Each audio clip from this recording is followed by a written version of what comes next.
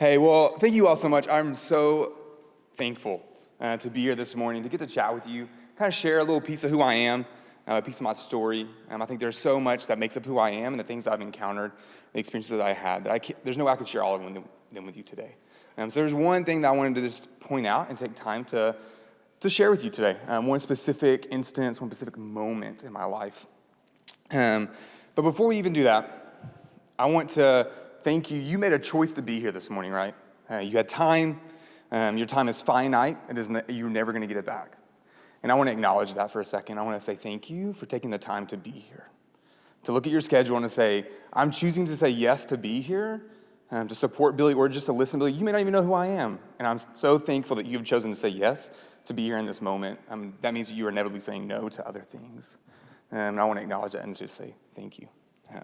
I also wanted to really give us a moment to be quiet, to relax, to take a deep breath, to think about all of the things that you have done successfully this semester, all of the things that you have coming up. Before I even begin to share, I just want us to take about 30 seconds, literally just to sit still. Close your eyes, look at the ceiling, whatever it is you need to do.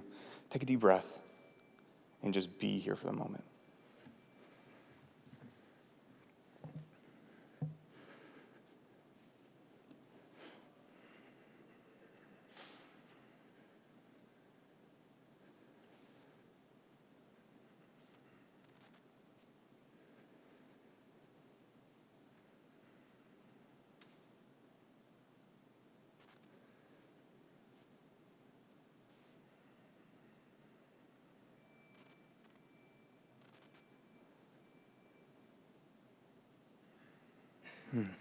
All right. So, once again, it is a privilege to be here with you today. As I started thinking about what I was going to share, and what I was going to talk about, what I was going to, information of my story that I was going to share, right? I just began to be overwhelmed with fear of how is it going to be accepted? Is it going to change people's perceptions of me and the way people value me? Is it going to affect the ways in which I connect and build relationships on campus for the people who are here or who may encounter this story later on? And so I was overwhelmed by this fear of, can I actually do it? And what should I actually share? What scars should I open up and let you see and be revealed to you today? And as I engaged in that thought, I really had to dive deep and just be still. Think through, can I really be brave enough to do this today? Can I be vulnerable to people who I know and people I don't know, all at the same time? Can I connect on you on a personal level? There are lots of things, as I begin to reflect through that, there are lots of things that came to the top, and especially related to identities that I possess, right? I'm a white, straight male, Christian identity, in the upper middle class. There are lots of things that have provided me lots of advantage, lots of power, lots of privilege. And in that inevitably started to make me think, is my story valid? Right? Can I actually do that? Are my experiences real? Yes, they're real to me, but are they worth sharing with people who may not have had the same advantages that I have had? So I began to process through what that looked like for me. It was eye-opening, it was tough, and it was challenging. But there was one moment of impact is really what I'm going to talk about. There are experiences, there are things in my life that have happened, but I really view it as a moment of impact. There's one moment specifically that I'm going to share with you and how this moment changed my life forever. Took me from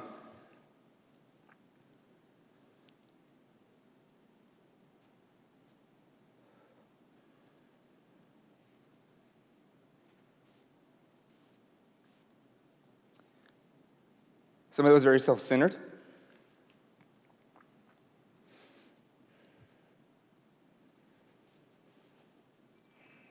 someone that would leave wreckage behind them as they went.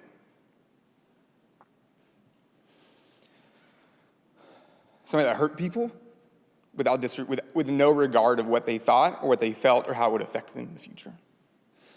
And so really, the story that I'm going to start with is, I was 19, prime college age, right? I was 19, I was sitting in my residence hall, looking out my window, sitting at my desk, doing some reading. Really, for me, it was I was doing a devotional, something that was super rare for me at the time.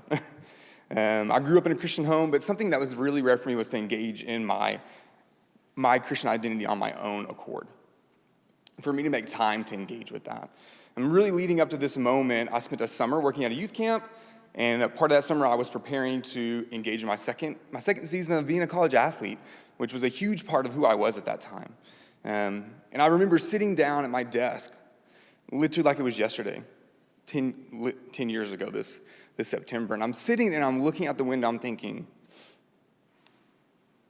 Billy, what are you doing? Who are you becoming? What are people perceiving you to be?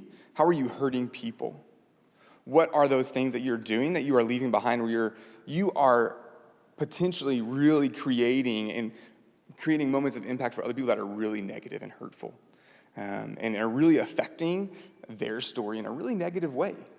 Why are you doing this? Who are you? And where are you going with this? And I began to reflect on all of these moments in my life leading up to that time where I got really good at playing the game, right? Of living this identity over here and then being this person over here with this group of people and then being this person here in the middle, and I could navigate that space really well. And I could carry multiple groups of circles and none of them would interact with one another, so I could be different everywhere I went. And I got really good at doing that. But in this moment in September, I had to sit down and I was thinking about, who are you going to be? Where is your life headed? And I begin to think about relationships. I begin to think about my identities that I possessed and how I perceived those identities to create who I was. One specifically was my masculine identity. One of how I would manipulate women to get what I wanted, to fulfill my own purpose, my own personal agenda. How I would manipulate legitimately all of my friendships, all of the relationships I ever had leading up to this point, I would manipulate to fulfill my own personal agenda. I would, no matter what it took, no matter how I engaged, I would connect for my own personal gain. And that's how I saw the need for relationships in life. It was nothing more than that. And I began to think, what if relationships were meant to better each other? What if they were an opportunity to grow and change and challenge one another? And then in this moment, I began to engage in my Christian faith on a real level where it began to interact with all of who I was. It began to inform all of my other identities. It began to be the leading thing in my life that said, Billy, maybe these things, these other ways in which you identify as, aren't needed anymore. Maybe you can engage in other things where you can take on new identities and new paths and new skills. So as I begin to engage with that and think through that and process through that, and really in this one moment that has carried on up until now, I begin to think I had to break ties with certain aspects of my life. I had to go and I had to apologize to people. I had to go and I had to legitimately say, I'm sorry for the way in which I've treated you, for the things I've done for you, done to you, and how I've hurt you, which is something I'd never done up to that point in my life. I had to think about this moment and say, where am I going from here? Who am I going to be now? And so really what came from this is a reorientation of my entire life. I had everything I thought I knew and understood I had to recreate to some new way, some new orientation. Really this process of formation, right? Here's where Billy was, and then this is where Billy needed to go, and is still trying to go. I had to begin to engage in this process of disorienting everything I knew that made me who I was, and then reorienting it into something different. Breaking all of that known down and engaging in a space of a lot of unknown. And over the few years of my life, leading from that moment on to here, my worldview has changed, my perspective has changed, the way I see the world, the way I engage with the world, the way I engage with people has really all changed from that moment. For example, about a year before this moment of impact happened, I remember I'm standing on the practice field. So I played college football. I'm standing on the practice field, first practice of college football ever for me. Standing there, I'm in line, wearing what I'm supposed to wear. We had very strict guidelines of what we were supposed to wear, what we were supposed to put on, what time we were supposed to be there, what we would be doing. So I'm there, I'm standing in line, looking forward, because I don't want to be in trouble. I don't want to be the new person to the team who has to get in trouble or get called out because they're not doing the right thing. Very selfish. And I'm sitting there, I'm looking forward, I'm doing what I'm supposed to be doing, and this other athlete comes up behind me, not in what he's supposed to be in. And as a matter of fact, he's wearing Batman socks with little capes on them, which is not in dress code. And then he starts talking to me. And all I remember doing is turning around and going, shh, and then facing forward. Because I didn't care about him. It didn't matter. He did not matter to me. He was not important. I didn't need him to be successful, right? I was there for myself, and I knew what I needed to do as Billy to be there, but anything else, anybody else around me did not matter. And that's how I viewed my relationships and the people around me. If it doesn't directly benefit me, don't need you. And ironically enough, that person that stood behind me that day is quite actually my best friend. It was my best man at my wedding, right? And so from that moment, and I think back to that, and I think that's who I was. That's what I did. I had no time for other people, to legitimately listen to them, to legitimately care for them, to legitimately hear their stories. And so as I began to make these and think through all of these moments in my life where I had screwed things up, I started thinking, what was the common factor? And how can I move forward? And that was really tough for me. Because that was not something I grew up in a family where we did. We didn't talk about those kinds of things, and we didn't share those kinds of conversations with each other. That was not something that we had done, and so this was all completely new for me.